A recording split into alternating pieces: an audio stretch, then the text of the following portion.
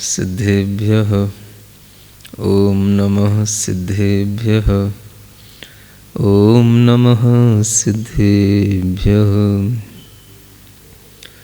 ज्ञानलक्ष्मी घनाश्लेष प्रभवानन्दननन्दितं निष्ठितार्थमजं नौमि परमात्मानमव्ययम्।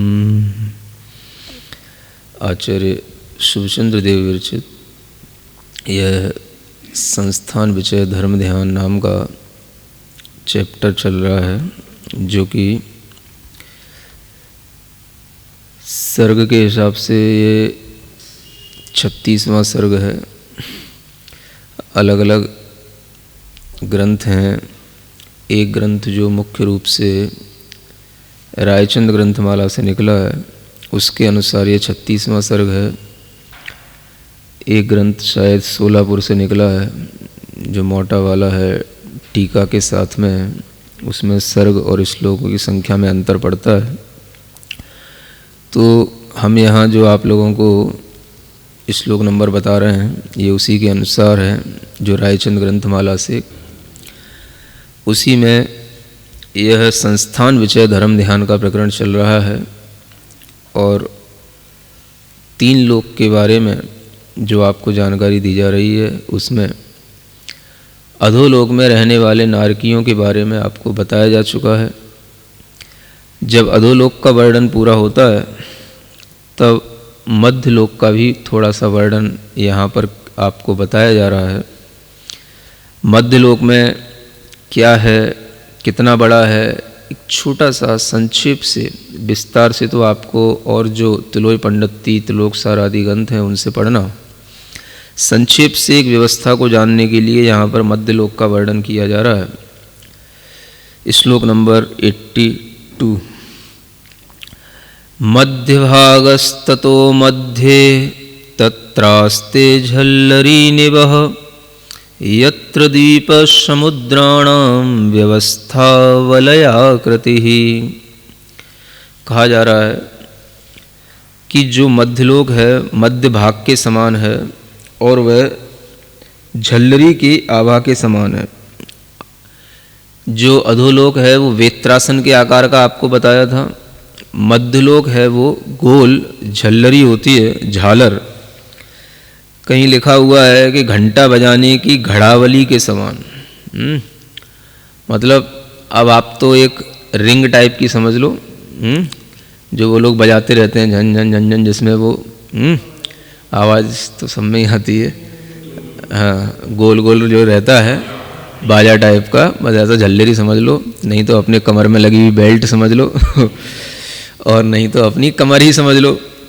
जैसी आपकी कमर गोल है, वैसी ही यह मध्यलोक की गोलाई है। तो यह मध्यलोक गोलाकार है ना। और इस मध्यलोक में द्वीप और समुद्रों की व्यवस्था है, और वह व्यवस्था वलय आकृति के समान है। वलय का मतलब जो आपका हाथ का कड़ा रहता है, चूड़ी समझ लो, वलय समझ लो, रिंग समझ लो। तो मध्यलोक में द्वीप और समुद्र ही हैं मुख्य रूप से। और वह द्वीप का मतलब कोई ऐसे वो नहीं, चट्टाने नहीं द्वीप टापू भी नहीं। द्वीप का मतलब वह स्थान जहाँ पर ये मनुष्य रहते हैं, वो द्वीप ही कहलाते हैं। वो द्वीप बहुत बड़े, जो वलयाकार में ही द्वीप हैं और वलय की आकृति में ही समुद्र हैं। तो जैसे जम्बू द्वीप है, तो कोई टापू नहीं है जम्बू द्वीप जम्बू द्वीप का मतलब जम्बू द्वीप नाम का एक बहुत बड़ा गोल क्षेत्र है, जिसमें अनेक प्रकार की भूमियाँ हैं। कर्म भूमियाँ, भोग भूमियाँ, आर्यखंड, मिलेक्ष खंड इत्यादि तमाम व्यवस्था है। तो वह मुख्य रूप से यहाँ ये बताया जा रहा है कि जो मध्यलोक है पूरा का पूरा, यह एक राजू व्यास वाला है, और ये द्वीप और सागरों से घिरा हुआ है। पहले सबसे पहला द्वीप जो है वो जम्बू द्वीप ही कहलाता है। फिर उसी जम्बू द्वीप को घेरे हुए सागर होता है, जिसे लवण समुद्र बोलते हैं।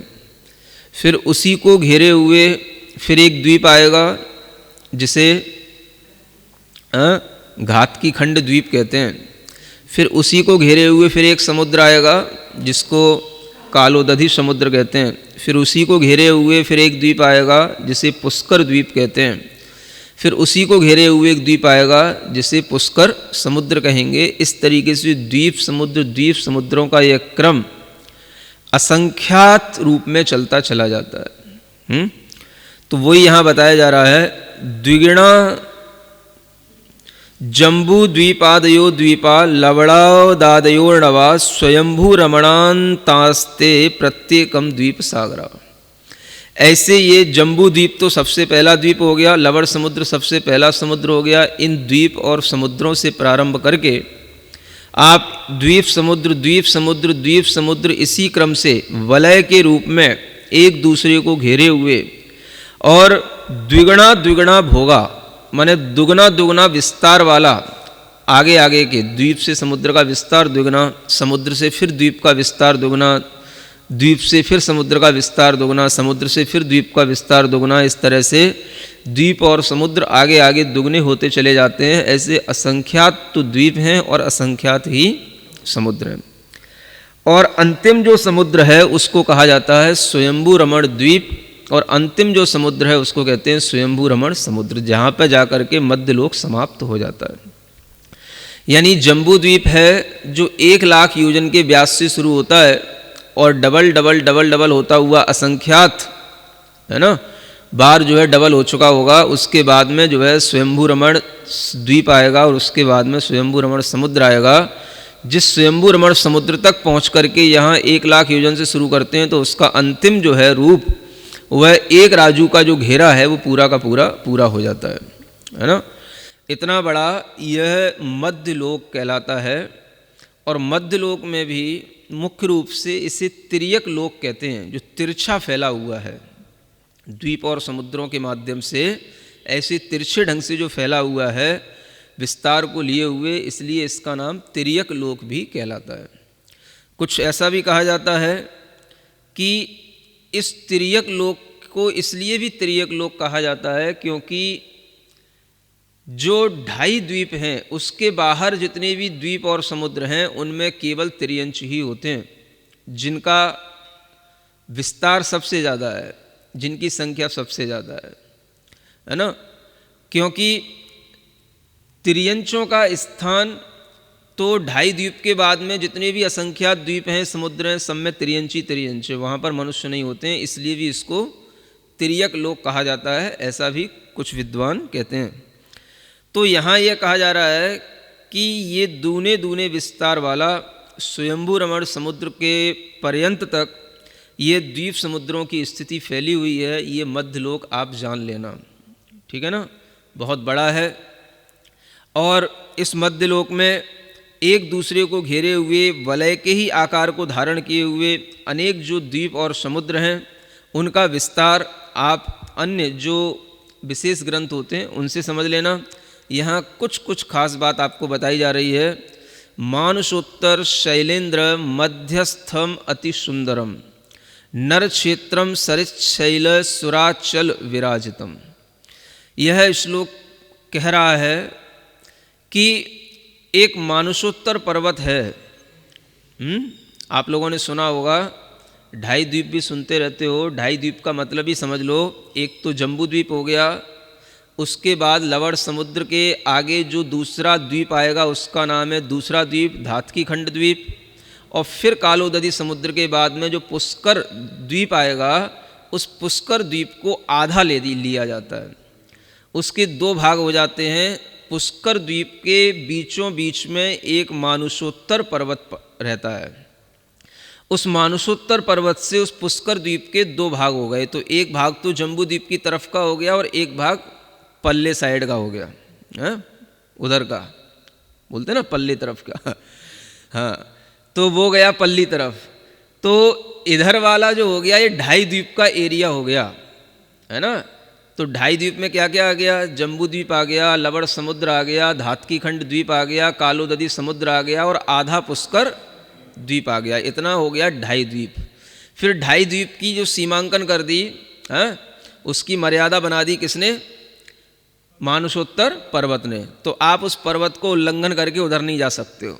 समझ आ रहा है? इंडिया इंडिया ही है, इधर ही यहीं तक है, उसके आगे फिर पाकिस्तान शुरू हो जाएगा।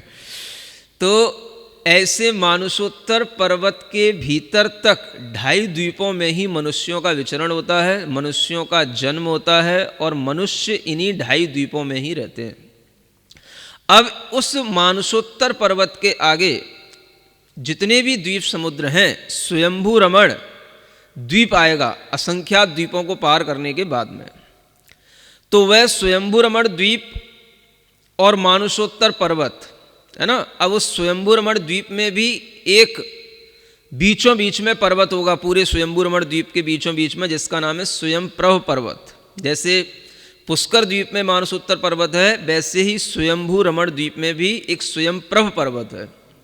तो वह स्वयंप्रभ पर्वत तक है ना, स्वयंभू रमण द्वीप का आधा पोर्शन किया, स्वयंप्रभ पर्वत के इधर तक का जितना भी ये एरिया है, ये सब भोग भूमि का एरिया कहलाता है।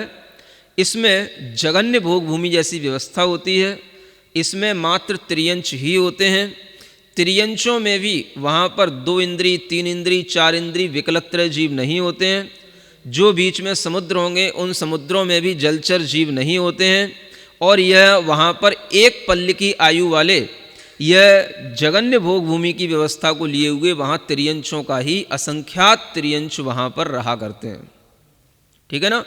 फिर जब उधर लास्ट का जो द्वीप आएगा स्वयंप्रभ पर्वत से, जिसके 2 भाग हुए हैं, तो स्वयंप्रभ पर्वत के उस पल्ली ओर जो द्वीप बचा है स्वयंभू रमण द्वीप, और उसके आगे जो समुद्र है स्वयंभू रमण समुद्र, वो कहलाता है कर्म भूमि का द्वीप और कर्म भूमि का समुद्र। तो स्वयंभू रमण द्वीप के भी आधे द्वीप में कर्म भूमि है, और उसके बाद जो समुद्र है उसमें भी कर्म भूमि है। तो वहाँ पर कर्म भूमि में जो त्रियंच रहते हैं, उन त्रियंचों की व्यवस्था कर्म भूमि के जैसे इधर के त्रियंच होते हैं उसी की तरह है, लेकिन उनकी अवगाहना, उनकी ऊंचाई मतलब बहुत बड़ी होती है, लंबाई चौड़ाई। जो आपने सुन रखे हैं बड़े बड़े 1-1 हज़ार योजन के है ना मगरमच्छ होते हैं, स्वयंभू रमण समुद्र में होते हैं, वो वहीं होते हैं। तो वहाँ पर जो अनेक तरह के जलचर जीव मिलेंगे, वो विकलत्र जीव भी मिलेंगे, वो कर्म भूमि में मिलेंगे। बीच की जो मानसोत्तर पर्वत से लेकर के स्वयंप्रभ पर्वत तक के जो बीच के असंख्यात द्वीप समुद्र है, वहाँ पर कोई भी जलचर और विकलत्र जीव नहीं होते हैं। तो वहाँ पर कर्म भूमि की व्यवस्था होती है। और उन कर्म भूमि में जैसे यहाँ के कर्म भूमि में त्रियंचों को भी सम्यक दर्शन प्राप्त हो सकता है, त्रियंच भी संयम ग्रहण करके 5वें गुणस्थान वाले बन सकते हैं, वैसे ही उधर स्वयंभू रमण द्वीप और समुद्र के भी त्रियंच जो कर्म भूमि के हैं, वो भी सम्यक दर्शन को प्राप्त करते हैं, वो भी संयम को धारण कर सकते हैं, और वो भी वहाँ से मरण करके 16वें स्वर्ग तक जा सकते हैं। ये व्यवस्था है। तो यहाँ पर जो मानसोत्तर पर्वत है, इस मानसोत्तर पर्वत को मानसोत्तर नाम इसीलिए दिया गया है कि मनुष्य इसके उत्तर माने आगे नहीं जा सकते हैं। बीचों बीच में ये मानसोत्तर पर्वत है, इसीलिए इसका नाम मानसोत्तर, ये नाम सार्थक है ना। तो ये ध्यान में रहना चाहिए कि 2.5 द्वीप में ही केवल मनुष्य रहते हैं, और आप जो रह रहे हैं वो जम्बू द्वीप में रह रहे हैं।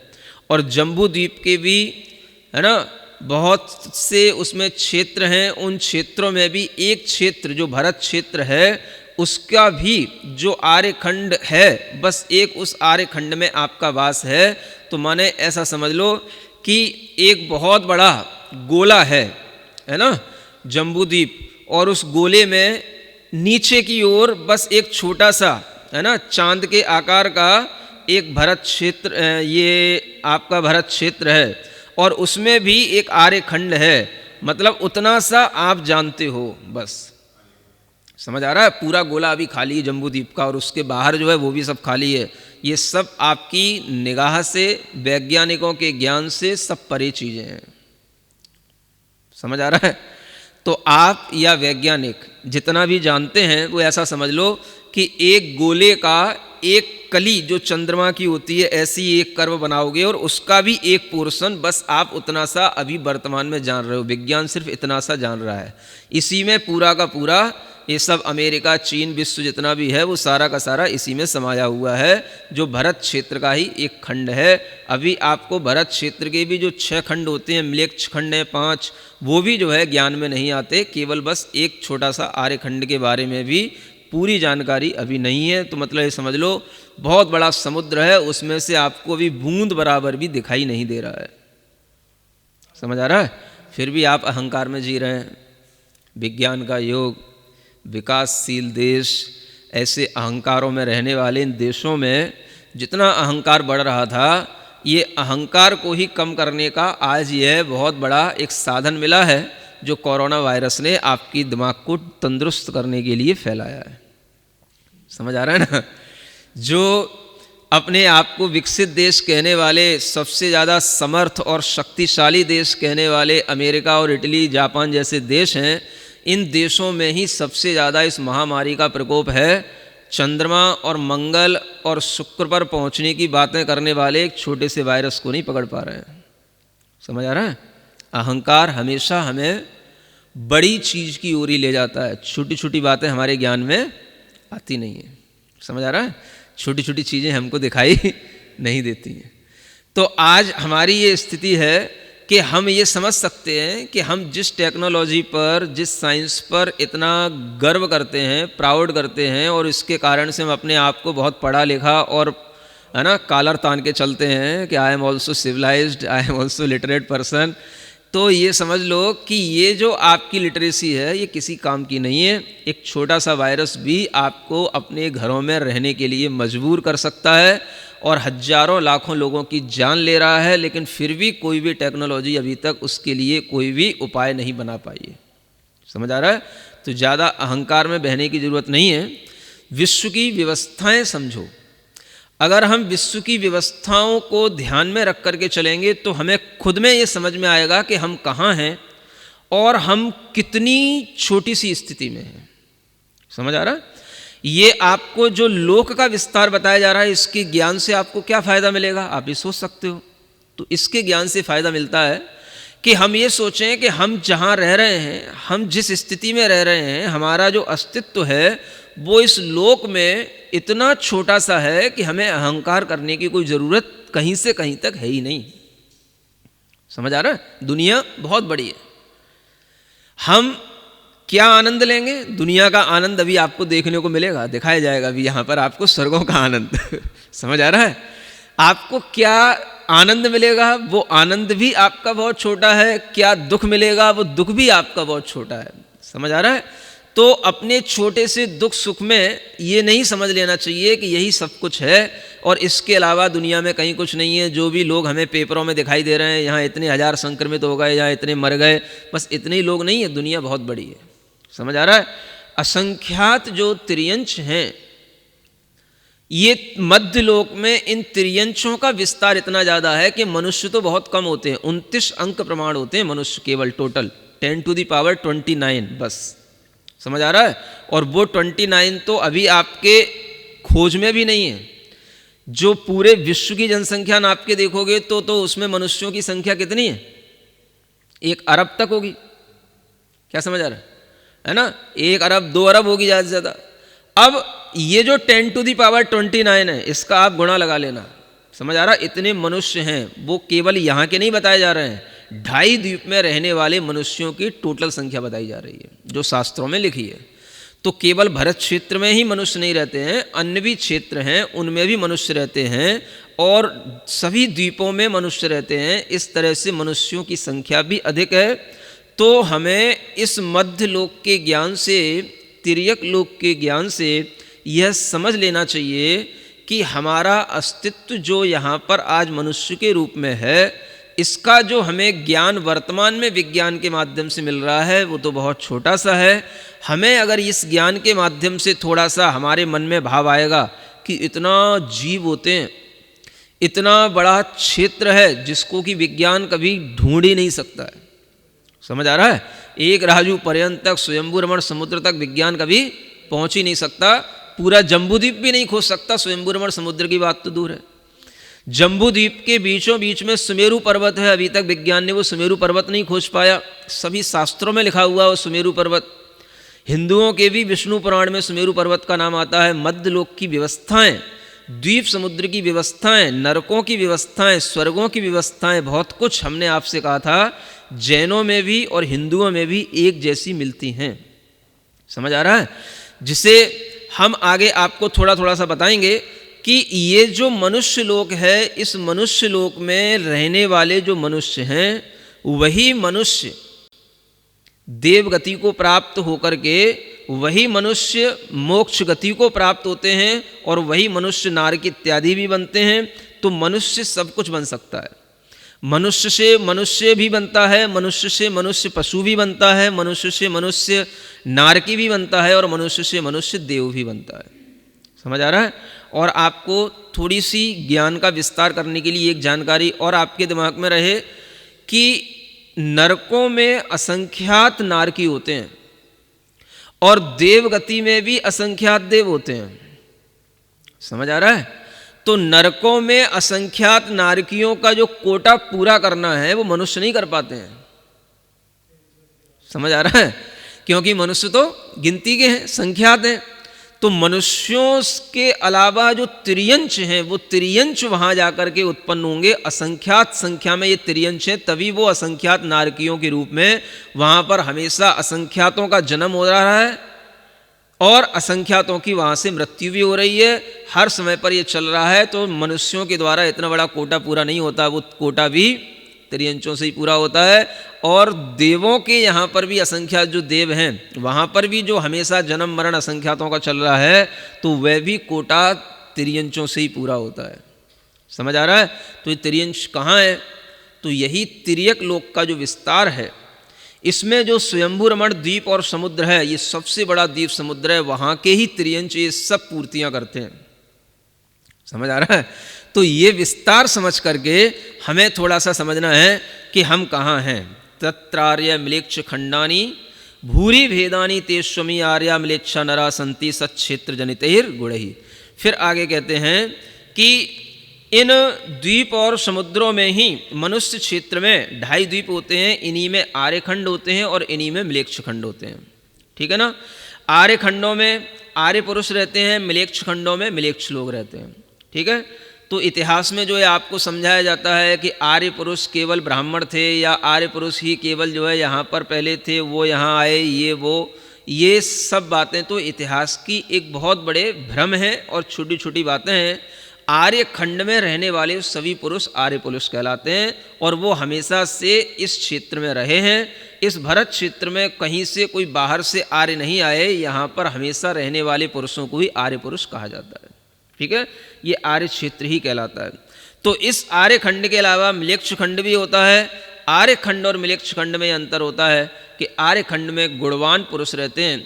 आर्य गुणवान पुरुषों को ही कहा जाता है जो आचरण अच्छा रखते हों, धर्म का पालन करते हों, शाकाहार करते हों, हिंसा मांस मदिरा आदि सप्त विषयों से दूर रहते हों।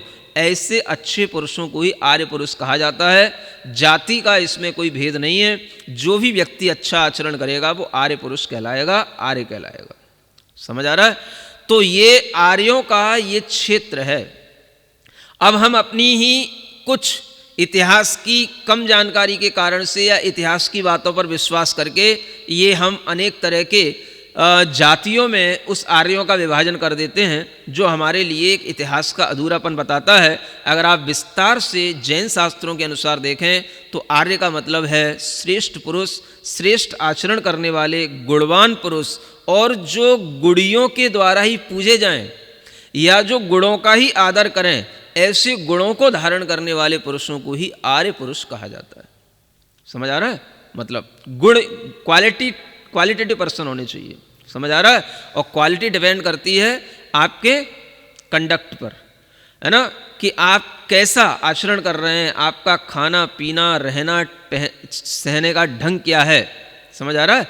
इस पर डिपेंड करता है कि आप आर्य हैं या आप म्लेच्छ की ओर ढलते चले जा रहे हैं। समझ आ रहा है?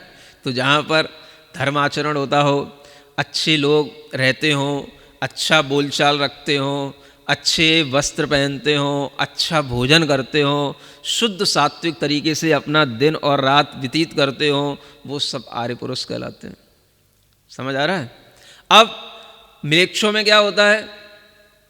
तो म्लेच्छ खंड में रहने वाले म्लेच्छ लोग अलग होते हैं, लेकिन आर्य खंडों में भी कुछ म्लेच्छ लोग रहते हैं, ये भी ध्यान रखना। समझ आ रहा है? म्लेच्छ खंडों के जो म्लेच्छ जीव हैं वो अलग हैं, लेकिन आर्यों में भी, आर्य खंड में भी म्लेच्छ का आचरण करने वाले म्लेच्छ मनुष्य होते हैं। ये भी लिखा हुआ है शास्त्रों में, है ना? उन्हें शबर पुलिंद आदि कहा जाता है। माने कुछ ऐसी जातियां, कुछ ऐसे लोग, कुछ ऐसे क्षेत्र जहां पर उन्हें धर्म कर्म का कुछ भी आभास नहीं, कोई ज्ञान नहीं। समझ आ रहा है? धर्म तो वो जानते ही नहीं क्या होता है, सात्विकता क्या होती है, शाकाहार क्या होता है, धर्माचरण क्या होता है, दया धर्म क्या होता है, अहिंसा का मतलब क्या होता है, जिन्हें कुछ भी पता नहीं होता। समझ आ रहा है? जो जैसा मिल रहा है खाने पीने को, जैसा परंपरा से चला आ रहा है, वो सब खाए जा रहे हैं। समझ आ रहा है?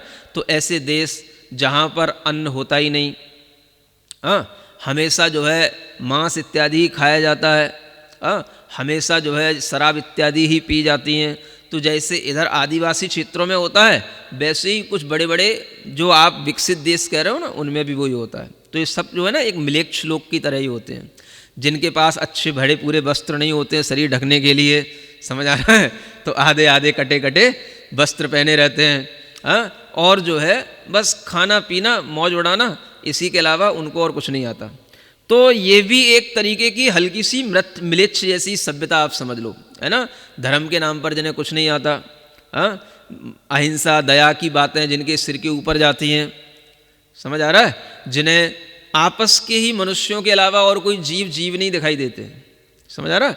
कोई भी गाय हैं, बैल हैं, भैंस हैं, इतने बड़े बड़े जीव भी उन्हें जीव जैसे नहीं दिखाई देते। वो छोटे छोटे तो समुद्र में चलने वाले जीव तो उनके लिए जीव होते ही नहीं है ना? वो तो उनके लिए सी फूड कहा जाता है। समझ आ रहा है? तो ऐसे जो बुद्धि से भ्रष्ट लोग हैं, इन्हें हमने दर्जा दे रखा है विकसित देशों का। समझ आ रहा है? और हम उसकी होड़ में चल रहे हैं कि हमें भी विकसित बनना है। तो हम भारत के लोग इतने समृद्ध थे, इतने आर्य थे, इतने स्वस्थ थे, इतने पढ़े लिखे थे कि हम अपने आप में खूब विकसित थे। लेकिन आज दुनिया में वो बेवकूफ़ लोग विकसित हो गए, समझ आ रहा है, जिन्हें कोई सभ्यता का ज्ञान नहीं, संस्कृति का ज्ञान नहीं, और आज हम उन्हीं की होड़ में बढ़ रहे हैं कि हमें भी ऐसे विकसित बनना है। तो तुम भी पागल बनो। समझ आ रहा है? आधे आधे वस्त्र पहनो।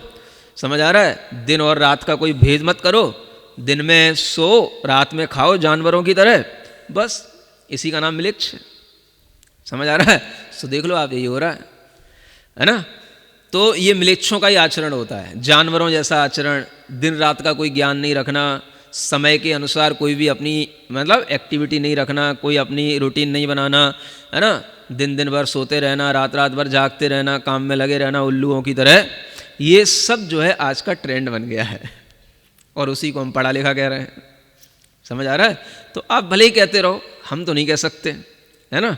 हाँ, अब आप भले ही कहते रहो कि आपके ना कहने से हमें क्या फ़र्क पड़ रहा है, लेकिन फ़र्क तो आपको पड़ेगा। कभी ना कभी आपको ये समझ में आएगी, है ना?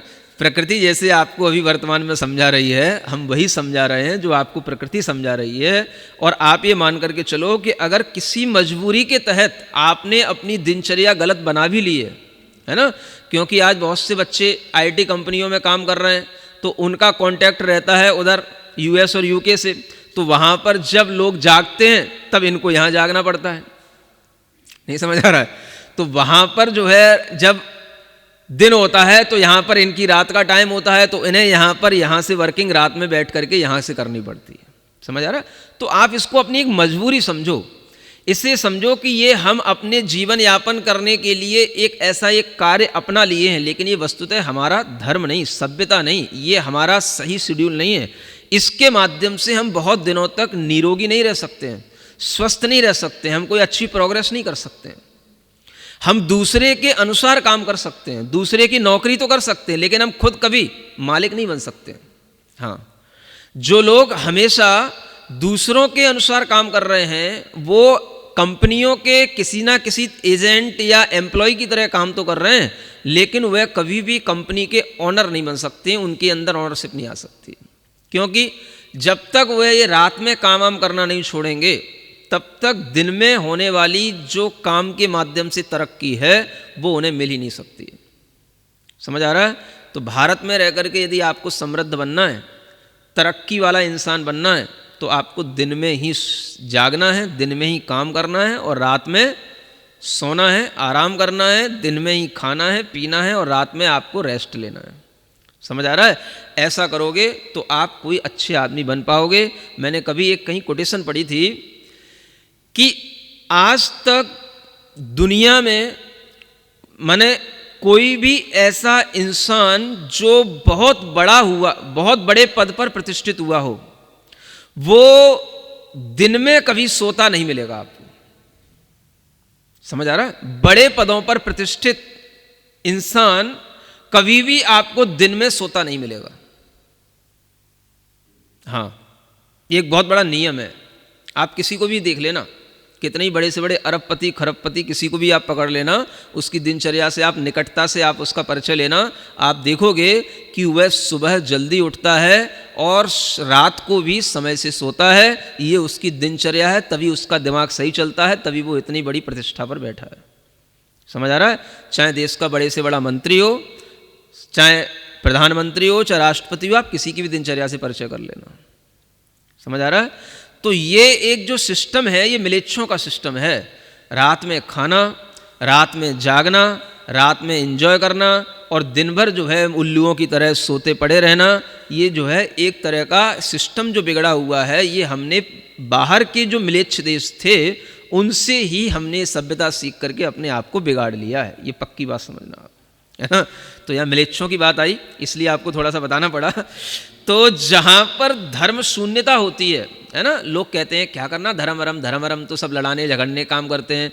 ऐसी जो थिंकिंग रखते हैं उनको धर्म का रियल मीनिंग मालूम नहीं होता, इसलिए वो ऐसी बातें करते हैं। बाकी जो धर्म शून्य है वो मिलेच्छ ही कहलाते हैं।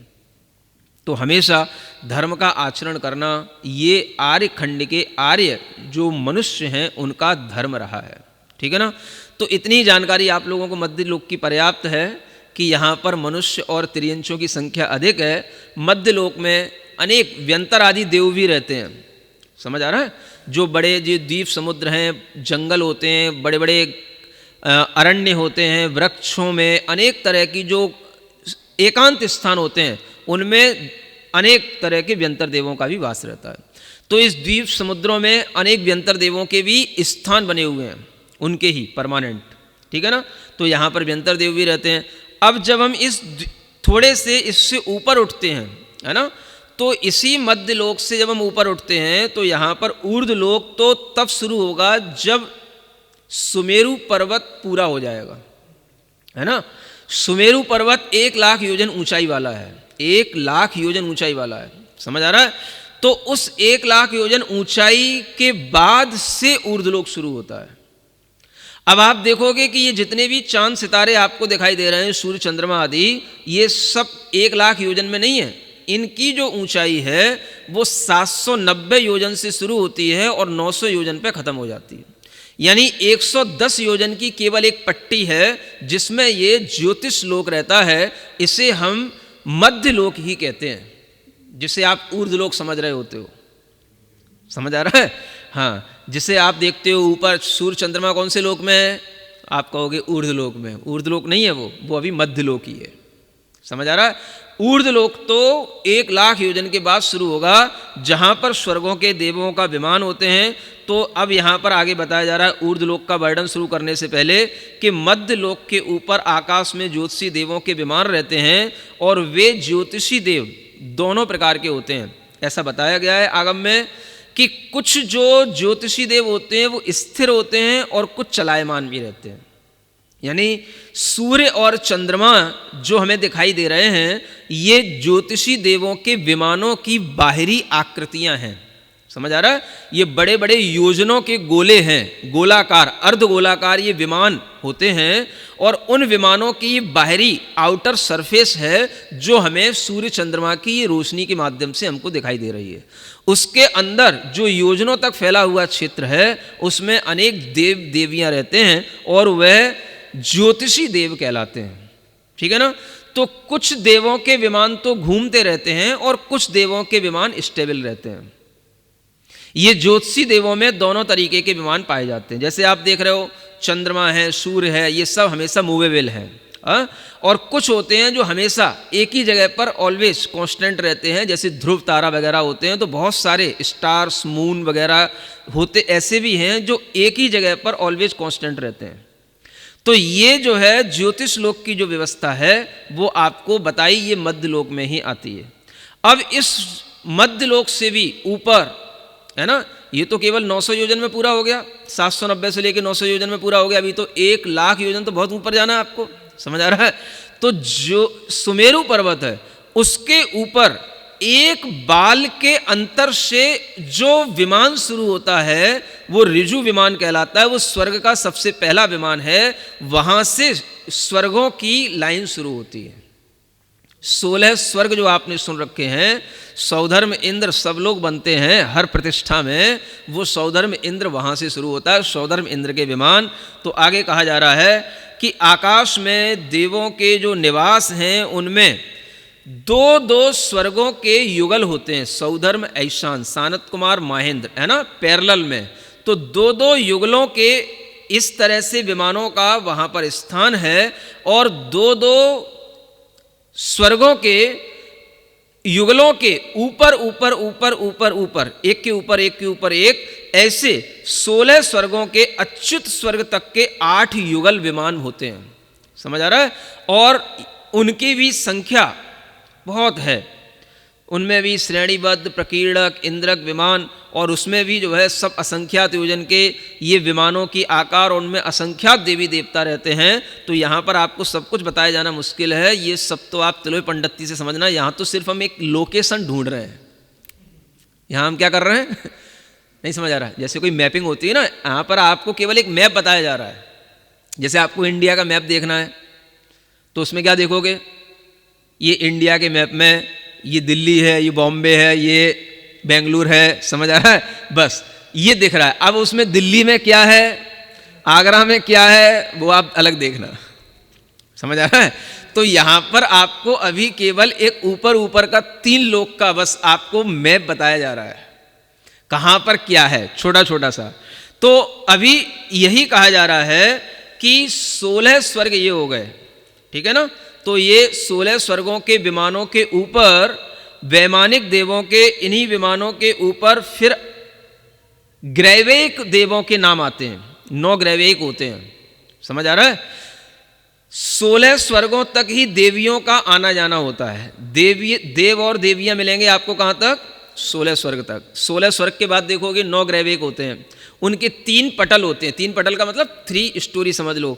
तो वो इस तरीके से 3-3-3 के रूप में रहते हैं, तो वो 9 ग्रैवेक कहलाते हैं। तो 9 ग्रैवेक आदि में देवियों का कोई भी स्थान नहीं होता है, वहां पर देव ही देव रहते हैं, आनंद में रहते हैं। सुन रहे हो? ऐसा मत समझना कि देव बिना देवियों के रह नहीं सकते समझ आ रहा है? ऐसा नहीं समझना कि देव जो देवियों के साथ रह रहे हैं वही आनंदित हैं और जो देवियों के बिना रह रहे हैं वो दुखी हैं, ऐसा नहीं समझना। जो देवियों के बिना रह रहे हैं वो ज्यादा सुखी हैं। हाँ, तो 9 ग्रैवेक, और उस 9 ग्रैवेक के ऊपर फिर एक 9 अनुदिश आते हैं। उनमें से बीच में एक मुख्य विमान होता है और उसके 8 इर्द गिर्द रहते हैं। फिर उसके ऊपर 5 अनुत्तर विमान आते हैं, उनमें भी एक मुख्य सरवार सिद्धि विमान है और 4 उसके अराउंड में रहते हैं। तो इस तरीके से वो लास्ट विमान सरवार सिद्धि कहलाता है। 9 ग्रैवेक, 9 अनुदिश और 5 अनुत्तर, इन सब विमानों में रहने वाले देव अकेले रहते हैं, किसी से कोई मतलब नहीं रखते, कभी भी वो इस मध्यलोक में आना जाना नहीं करते। चाहे तीर्थंकरों का जन्म हो, चाहे उनका वैराग्य हो, चाहे उनकी दिव्य ध्वनि घिरे, किसी से उनको कोई लेना देना नहीं। वह अपने आप में अलग वहीं पर रह करके धर्म ध्यान करते हैं, मस्त रहते हैं। समझ आ रहा है? किसी से कोई ज़्यादा बातचीत नहीं, अपने अपने घरों में, बिल्कुल जैसे लॉकडाउन में आप लोग रह रहे हो ना, ऐसे ही वो रहते हैं। हाँ, और वैसे भी आपको बता दें एक सामान्य सी बात कि ज़्यादा घूमने फिरने वाले लोग दुखी कहलाते हैं। समझ आ रहा है? हाँ, ज़्यादा घूमने फिरने वाले लोग दुखी लोग होते हैं। जो दुखी होंगे वो तो आप देखना ज़्यादा घूमते फिरते मिलेंगे। हाँ, जो सुखी होते हैं वो एक जगह ज़्यादा रहते हैं। समझ आ रहा है? ये देवों से आप सीख सकते हो। जो गति कर रहे हैं, मध्यलोक में आ रहे हैं, ज़्यादा घूम रहे हैं, कहीं इस वन में, कहीं उस वन में, कहीं यहाँ कहीं वहाँ, ये सब कहीं ना कहीं भीतर से सुख पाने की चेष्टा में दुखी रहते हैं। दुख का मतलब क्या है? आज यहाँ सुख नहीं मिला, चलो यहाँ चलो। समझ आ रहा है? नैनीताल घूम रहा है, शिमला चलो शिमला घुमाए, सिंगापुर चलो सिंगापुर घुमाए, तो अमेरिका चलो अमेरिका घुमाए, तो लंदन चलो। अब ये जो है दुख है भीतर का। समझ आ रहा है? इसे हम सुख की तरह देख रहे हैं। तो जो जितना संतुष्ट होगा वो अपनी जगह पर, भैया सब दिख रही दुनिया यहीं से बैठे बैठे। समझ आ रहा है? हाँ, तुम्हें घूमने जाना है, ठीक है घूमाओ, हम यहीं घर पे हैं, अच्छे हैं। समझ, हमने सब घूम लिया, सब देख लिया। तो जो संतुष्ट व्यक्ति होगा, बड़ा घर का व्यक्ति होगा, भीतर से जिसमें मैच्योरिटी आ चुकी होगी, उसकी फीलिंग ऐसी होगी। समझ आ रहा है? बच्चे घूमने को कहेंगे, मम्मी चलो पापा चलो, पापा कहेंगे हाँ बेटा सब देख ली दुनिया, अब तू घूम ले। सब घुमाया मैं, सब देख लिया मैंने, सब जगह क्या है मैंने देख लिया। समझ आ रहा है? तेरा मन नहीं मानता, तू चला जा, मैं तुझे मना नहीं कर रहा हूं। तो जब आदमी को संतुष्टि आने लगती है तब ऐसी फीलिंग आती है, सब देख लिया, अब यहीं पर बैठे बैठे हमें सब देखना है। समझ आ रहा है? तो आपको यहीं पे बैठे बैठे सब दिखाया जा रहा है, 3 लोग दिखाया जा रहा है, आप क्या दुनिया देखोगे जो आपको दिखाई जा रही है यहां से। तो ऐसा यह ऊर्ध्व लोक में जब ये पूरा का पूरा है ना, देवों का ये पूरा का पूरा ये विमानों तक ये जो वर्णन है, ये जब समाप्त हो जाता है, अनुत्तर विमान लास्ट के होते हैं, सर्वार सिद्धि लास्ट का विमान होता है, उसके बाद में जो ऊपर का क्षेत्र होता है उसको जो है वह सिद्ध क्षेत्र, वहाँ से भी 12 योजन ऊपर जाने के बाद में शुरू होता है। वहाँ पर जो है सिद्ध भगवान का लोक के अंत में वास होता है। इतनी सी आपको एक सामान्य सी मैपिंग कहाँ क्या है, समझ आ रहा है? लोकेशन सिद्धों की कहाँ है, देवों की कहाँ है ना? बिना देवियों के रहने वाले देवों की लोकेशन कहाँ है? समझ आ रहा है? और वो कौन से देव हैं जो भगवान के वैराग्य के समय पर आते हैं? वो कौन से देव हैं जो भगवान के किसी भी कल्याणक में आते ही नहीं, वहीं से बैठे बैठे सब कुछ देखते रहते हैं? समझ आ रहा है? जैसे आपके घरों में सब कुछ ये टीवियों से सब कुछ दिखाई देता है ना, हाँ? ऐसे ही उनको वहाँ से बैठे बैठे अपने अवधि ज्ञान से सब दिखाई दे रहा है। कितने क्षेत्रों में कहाँ कहाँ तीर्थंकर पैदा हो रहे हैं, कहाँ तीर्थंकरों के कौन से कल्याणक हो रहे हैं, कहाँ कौन कौन से जो है मुनिराज हैं, सब उनको वहीं से बैठे बैठे दिखाई देता है। सबका वह ज्ञान रखते हैं और वह अपने ही स्थान पर बैठे बैठे आनंदित रहते हैं, है ना? जैसे आप देखते हो आजकल सब लोग जो है ना, जो बड़े बड़े मंत्री होते हैं, बड़े बड़े कलेक्टर वगैरह, ये अपने अपने एक हॉल में ही जो है सब तरीके की वहाँ पर फिल्में लगा रखते हैं, वीडियो, और वो बाहर जो कुछ भी हो रहा होता है वो सब उन्हें दिखाई देता है, सैटेलाइट के थ्रू जो कुछ भी वो करते हैं। तो उसी तरीके से उनके अवधि ज्ञान से उन्हें सब कुछ वहीं ऊपर बैठे बैठे दिखाई देता है, इसलिए उन्हें कहीं कुछ जाने आने की जरूरत नहीं पड़ती है। सुन रहे हो? तो बड़े लोग ऐसे ही करते हैं, यहाँ पर भी बड़े हैं तो उनसे भी बड़े देवों में भी हैं।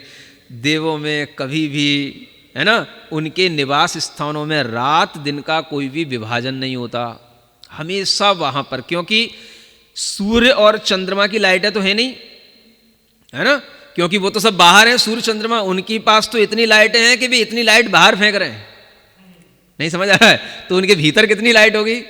तो उनके पास में जो लाइट होती है वो होती है वहां पर होने वाली जो मणियां होती हैं, रत्न होते हैं, इतने रत्न होते हैं कि रत्नों की ही जमीनें बनी होती हैं, रत्नों के ही खंबे होते हैं, रत्नों की ही दीवारें होती हैं, लाइट ही लाइट होती है वहां पर।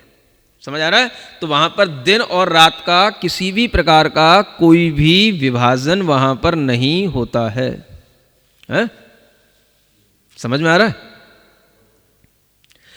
फिर कहते हैं कि उन स्वर्गों में अब मौसम कैसा होता है, ये भी आपको जानकारी चाहिए पड़ती होगी, है? तो उन स्वर्गों में ना तो कभी बहुत गर्मी पड़ेगी ना बहुत ठंडी पड़ेगी, हमेशा एक समान सौम्य वातावरण रहता है। और जैसे आप समझ लो जैसे कि यहाँ पर जो है वसंत ऋतु का महीना, इस तरीके का वहाँ पर हमेशा सौम्य वातावरण रहता है ना, सदाबहार एक जैसा वातावरण रहता है। वहाँ पर स्वर्गों में कोई भी ऐसे कोरोना के वायरस वहाँ नहीं जा सकते हैं, समझ आ रहा है, किसी भी तरीके का स्वाइन फ्लू वहाँ नहीं हो सकता है, कोई भी भूकंप नहीं आ सकता है, कोई भी राक्षसों का उत्पात नहीं हो सकता है, कोई भी आतंकी वहाँ नहीं पहुँच सकता है, किसी भी तरीके की कोई भी प्राकृतिक उत्पात, कोई भी समस्या वहाँ पे नहीं आ सकती है, समझ आ रहा है। अकस्मात आने वाला कोई भी भय, एक्सीडेंट हो जाए, कोई किसी को मार दे, कोई किसी की संपत्ति हड़प ले, कुछ नहीं होने वाला है। जिसको जो मिला है वह अपनी आयु पर्यंत निश्चिंत होकर के उसको भोगता है, निश्चिंत होकर के, समझ आ रहा है। आपको जो मिला है आप उसको निश्चिंत होकर के नहीं भोग सकते हो। हाँ, आप निश्चिंत हुए नहीं कि इधर जो है सेल टैक्स और इनकम टैक्स वाले आए नहीं समझ आ रहा है। हाँ, तो आपको भोगते हुए भी चिंता पड़ी रहती है और उन्हें भोग की कोई चिंता नहीं रहती, वो बिल्कुल निश्चिंत होकर के। तो वहाँ पर भय नहीं, कोई एक दूसरे को सताता नहीं, संताप नहीं, कोई एक दूसरे को किसी चीज़ को छीनता नहीं, समझ आ रहा है। कोई किसी का वहाँ पर शत्रु नहीं, कोई किसी को ठगने वाला नहीं, वहाँ पर कोई भी नीच काम करने वाले, कोई भी निम्न प्रवृत्ति करने वाले कोई लोग नहीं। इतना बढ़िया सुंदर वातावरण रहता है कि जो जैसा है, जिसको जो मिला है वो उसी में मस्त रहता है। क्या समझ आ रहा है? हाँ है फीलिंग आ रही? हाँ। आप भी खुश कब रह सकते हो? अब देखो यहां पर स्वर्ग की कल्पना करो, अब वो स्वर्ग यहां पर कब आ सकता है? जब कोई भी आदमी किसी दूसरे से मतलब ना रखे, अपने अपने धन वैभव में वह संतुष्ट रहे, तो यहां पर भी स्वर्ग का वातावरण बन सकता है, अदरवाइज कभी नहीं हो सकता। समझ आ रहा है? तो ये जो चीजें हैं हमें वहां से सीख लेनी पड़ेंगी, स्वर्गों से सीखना है। विकसित देशों में कुछ नहीं है सीखने के लिए। क्या समझ आ रहा है? हम विकसित देशों से सीखना चाह रहे हैं, वहां से कुछ ना सीखें। अगर सुख भी सीखना है, सुख क्या होता है, तो वह भी हमें देवों से सीखना पड़ेगा। देवों की जो व्यवस्थाएं उससे सीखना पड़ेगा कि कैसे सुखी रहा जाता है।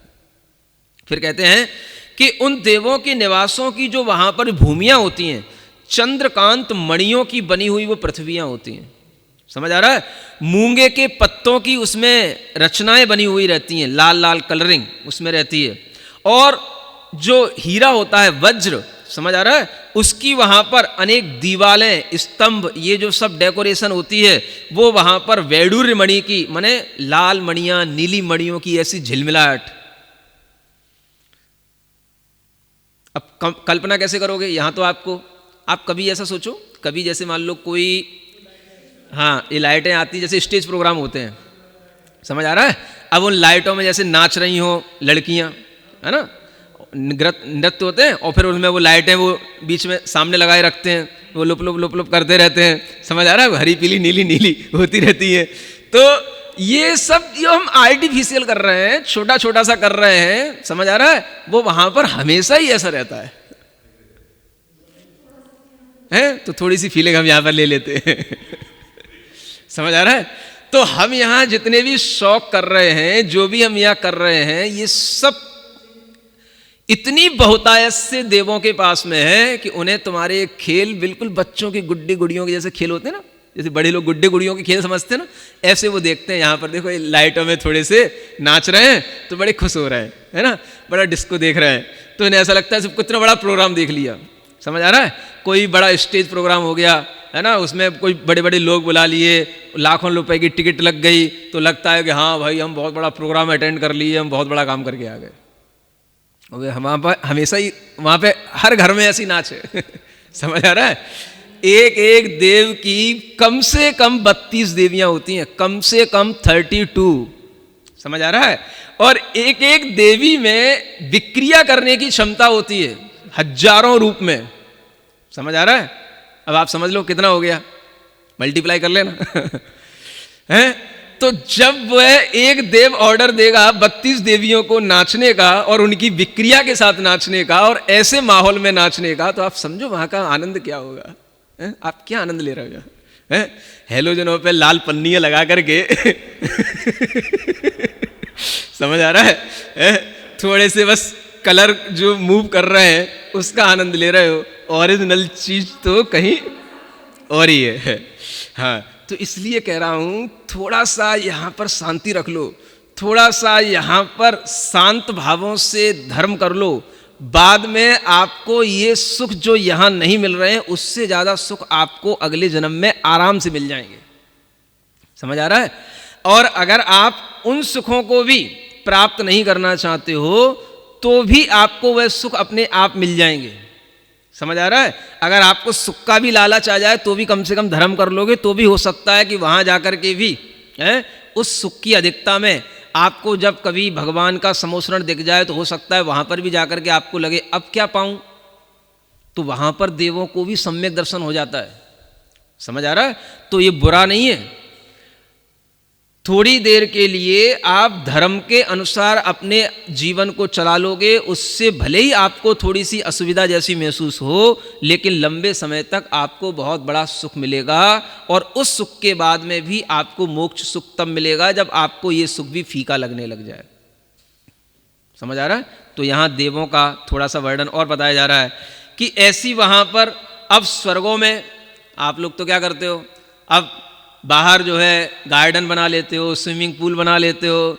वहाँ पर तो इतनी बड़ी बड़ी वापिकाएं होती हैं पानी की समझ आ रहा है कि इतने बड़े बड़े पौंड होते हैं, वापिकाएं होती हैं कि उनमें मणियों की किरणें हमेशा झूमती रहती हैं।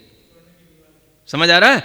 और स्वर्ण में वहाँ पर कमल उन वापियों में खिले हुए रहते हैं। आपके स्विमिंग पूल में कहाँ से कमल खिला लोगे बताओ?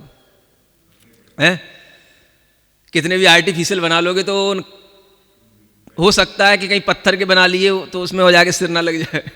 समझ आ रहा है? तो बड़ा मुश्किल हो जाएगा। तो वहां पर स्वर्ण में कमलों से आच्छादित उन वापियों में, और जब वो नीचे उतरते हैं उन स्विमिंग पूलों में रत्नों की सीढ़ियां बनी होती हैं। स्टेयर्स किसके होते हैं? समझ आ रहा है? रत्नों के बने हुए। अब आप समझो कितना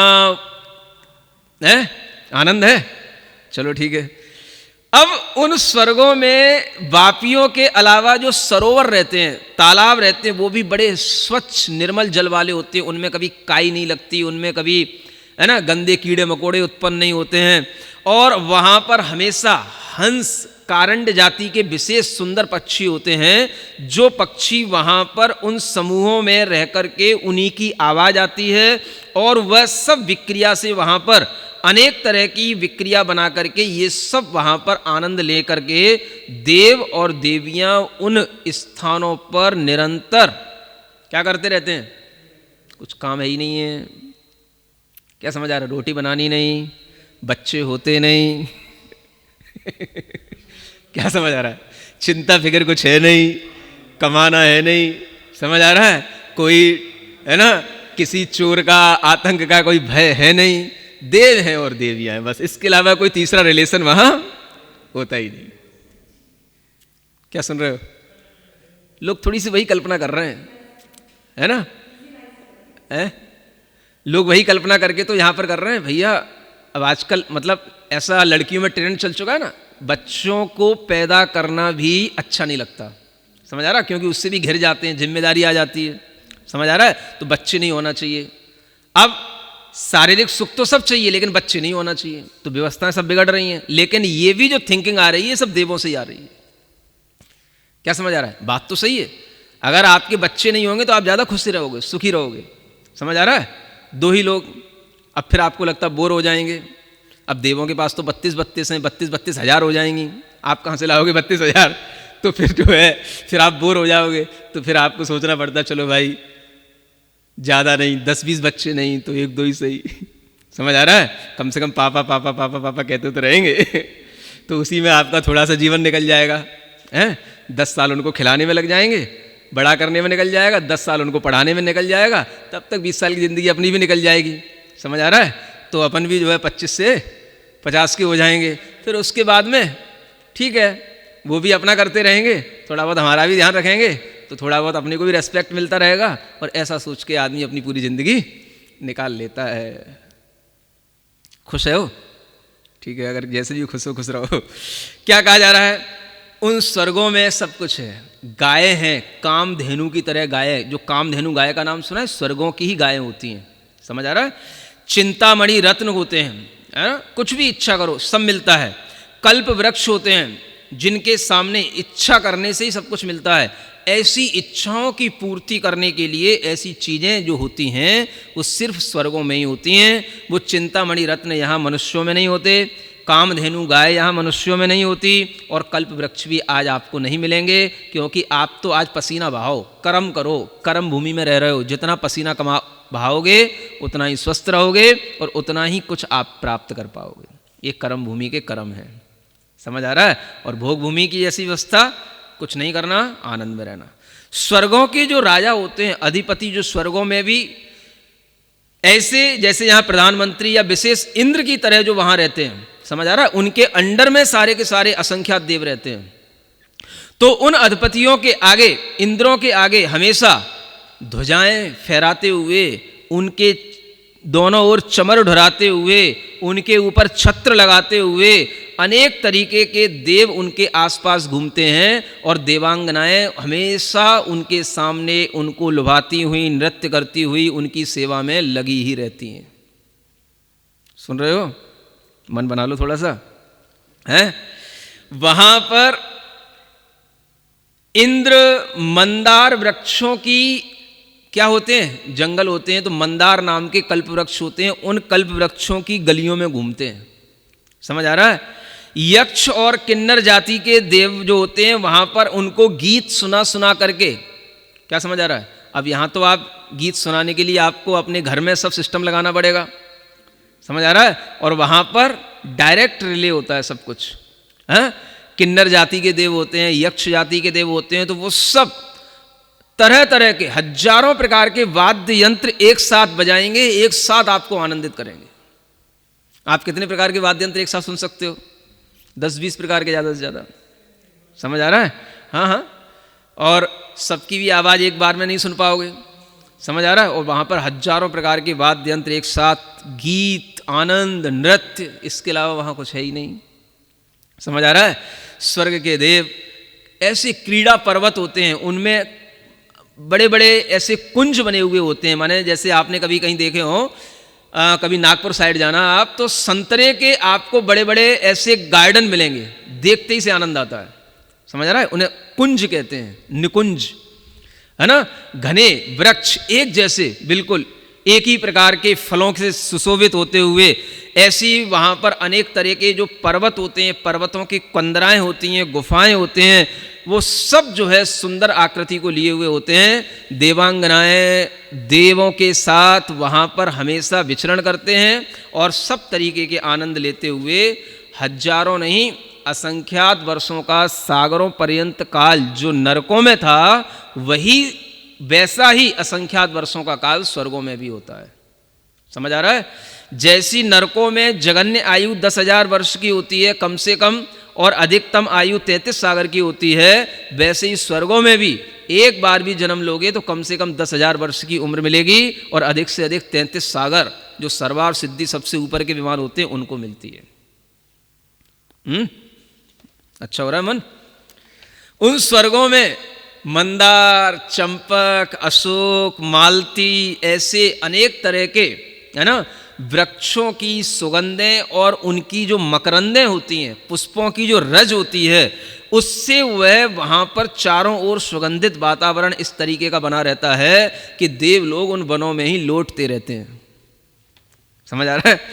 उन स्वर्गों में देवांगनाओं के विलास, क्रीड़ा वन अलग बने हुए रहते हैं, उनमें विहार करना और वहाँ के अलग अलग तरीके के फूलों को चुनना, जल में क्रीड़ा करना, ये सब क्रीड़ाएं वहाँ पर देव लोग देवियों के साथ में आराम से करते रहते हैं। और देवांगनाएं भी वहाँ पर अनेक तरीके की वीणाएं लेकर के उन्हें सुंदर सुंदर गाने सुनाती हैं, मृदंग बजते हैं, मुरज बजते हैं, और सब तरीके के वहाँ पर नृत्य उत्सव होते रहते हैं, समझ आ रहा है? अब वहाँ पर ऐसा नहीं सोचना पड़ता है भाई कब हमारी एनिवर्सरी आएगी, हैं? कब हमारी बर्थडे आएगी। वहां पर तो हमेशा ही उत्सव का वातावरण रहता है। समझ आ रहा है? बिना उत्सव के तो कोई क्षण बीतता ही नहीं है। हर जगह हर समय पर उत्सव है।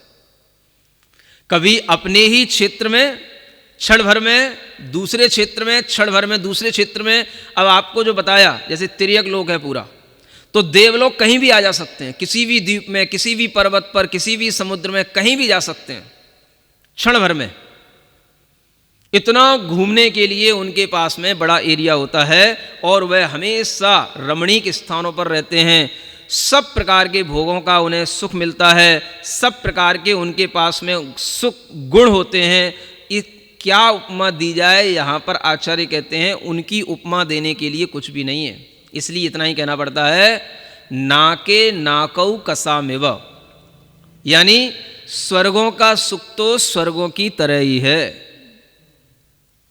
क्या समझ आया? उस सुख की कोई उपमा नहीं दी जा सकती है। अब भाई वो सुख कैसा है, कोई उसकी उपमा दे करके बताओ। कोई उपमा नहीं। स्वर्गों का सुख तो स्वर्गों जैसा ही है, यही कहना पड़ता अंत में। समझ आ रहा है? हाँ। जब कोई अत्यंत सुखी होता है तो वह अपने सुख को किसी भी से कंपेयर नहीं कर सकता है। समझ आ रहा है? भाई जो हमें सुख मिला वो तो हमारा ही था, सुख तो बस हमें ही अनुभूत हुआ। तो ऐसे ही स्वर्गों का सुख स्वर्गों में ही मिलेगा और कहीं नहीं मिलेगा। हमेशा वहाँ पर स्वर्गों के जो वहाँ पर बाग बगीचे होते हैं उनमें भी महल बने हुए होते हैं। 7-7 खंडों के महल बने रहते हैं और वहाँ पर अनेक तरीके के बेल बूटे भी बने रहते हैं। 5-5 कलरों के वहाँ पर हमेशा रत्नों के बने हुए उन महलों में तरह तरह की डिजाइनिंग होती है। उन स्वर्गों में जो बड़े बड़े विमानों में एक तरह से समझ लो बड़े बड़े नगर बसे हुए हैं, है ना। जैसे ये यहाँ आपके नगर बसे हुए हैं, उन नगरों में जो व्यवस्था है ना, यहाँ के मंत्री होते हैं, उपमंत्री होते हैं, विधायक होते हैं, फिर जो है नगर में रहने वाले कुछ संभ्रांत अच्छी जाति के बढ़िया लोग भी होते हैं, कुछ निकृष्ट जाति के भी लोग होते हैं। इसी तरीके की पूरी नगरी की व्यवस्था वहाँ होती है। वहाँ पर भी नगरी की तरह वहाँ पर भी कोट परकोटे बने होते हैं, है ना। जैसे लाल किला देखा ना आपने, ऐसे परकोटे बना करके अपने अपने नगरों की सुरक्षा और शोभा बढ़ाई जाती है। बड़े बड़े दरवाजे होते हैं जिन्हें गोपुर कहते हैं, तोरण द्वार होते हैं जिनमें सब तरीके की सुंदरताएं होती हैं। वहाँ पर चैत्य वृक्ष भी होते हैं जिनमें चैत्यालय उन वृक्षों के ऊपर बने हुए होते हैं। और देवों के उन विमानों में भी सुंदर सुंदर भगवान जिनेंद्र देव के मंदिर बने हुए रहते हैं। हर एक विमान में एक एक मंदिर तो अवश्य होता ही है। समझ आ रहा है? जितने भी आपको सूर्य चंद्रमा और सितारे दिख रहे हैं, इन सब सितारों के ये सब विमान हैं और इन विमानों में जानना एक एक जिनालय है। समझ आ रहा है? लोग सूर्य देवता की आराधना करने के लिए सूर्य के सामने पानी डालते हैं। समझ आ रहा है? जबकि ये परंपरा शुरू हुई थी कि सूर्य के विमान में रहने वाले देव की आराधना करने वाला एक राजा हुआ था। उस राजा को देख करके लोग सूर्य की आराधना करने लग गए। समझ आ रहा है? तो जो सूर्य के अंदर जो विमान है, उसके उस सूर्य विमान के अंदर जो भगवान का जिनालय बना हुआ है वो अकृत्रिम जिनालय होता है। उस जिनालय में बड़ी बड़ी रत्नों की मूर्तियां होती हैं, उनकी पूजा की जाती है, उनकी आराधना की जाती है। जिन लोगों को ज्ञान नहीं होता है तो वह केवल बाहर से सूर्य के ही आराधना करके हाथ जोड़ करके करते रहते हैं। तो जब से वो परंपरा चली तो लोग बाहर से ही केवल सूर्य के सामने लोटा ढोलते हैं और सूर्य के ही केवल हाथ जोड़ते हैं। उन्हें उसके अंदर बैठे हुए भगवान तो दिखाई देते ही नहीं, और बैठा हुआ अंदर का भगवान हर किसी को कैसे दिखाई दे सकता है। समझ आ रहा है? तो लोग बाहर से ही आनंदित हो लेते हैं। उन स्वर्गों में जो महल बने हैं बहुत बड़ी बड़ी ऊंचाइयों को लिए हुए हैं, सब रत्नों की किरणों से विचित्र विचित्र रंगों के हो रहे हैं। इंद्रधनुष की शोभा वहां पर हमेशा उन महलों के शिखरों पर बनी हुई रहती है। देखा कभी आपने इंद्रधनुष की शोभा? जब सप्तरंगी है ना इंद्रधनुष की शोभा बनती है, आपको तो कभी कभार छड़बर देखने को मिलेगी। वहां पर उनके महलों के ऊपर ये हमेशा शोभा ऐसी छाई हुई मिलेगी। समझ आ रहा है? तो जो चीज़ें यहाँ पर हम जब कभी थोड़ा बहुत देख पा रहे हैं, वो वहाँ पर बहुतायत में उनके पास में रहती हैं।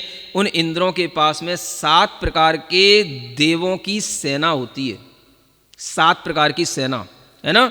और उस सेना का जो अधिनायक होता है, अधिपति होता है, वह वहाँ का इंद्र होता है। तो वो 7 प्रकार की सेना, जो वो देवों की सेना होती है और उसका वह मालिक होता है।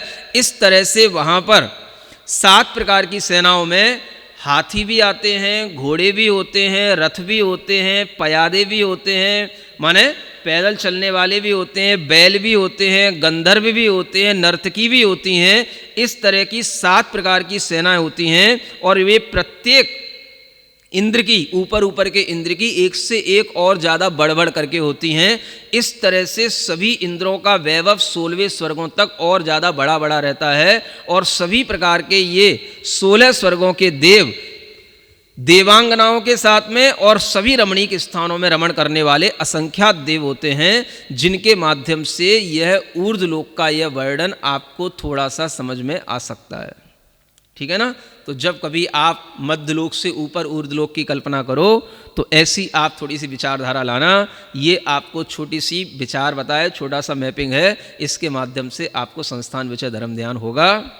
राग नहीं करना तो होगा। सुन रहे हो? अब अंत में एक बात सुन लो। हाँ, धर्म ध्यान कौन कर पाते हैं? इतना सब कुछ वैभव देख करके भी मन जिनका ललचाता नहीं है, वही संस्थान विषय धर्म ध्यान कर पाते हैं। इसीलिए शायद कहा गया है शास्त्रों में कि इस प्रकार का धर्म ध्यान श्रावक नहीं कर पाता। वैरागी, विरक्त भोगों से मुनि ही, साधु ही इस प्रकार का धर्म ध्यान कर सकता, जो सब कुछ देख करके भी किसी भी स्थिति में, किसी भी लोकेशन पर पहुंचने की इच्छा ना करे कि मुझे इन स्वर्गों के वैभव से भी कोई इच्छा नहीं है। ये तो सिर्फ चिंतन के लिए है, देख रहा हूं, जान रहा हूं, सिर्फ इसलिए। समझ आ रहा है? बोलो महावीर भगवान की।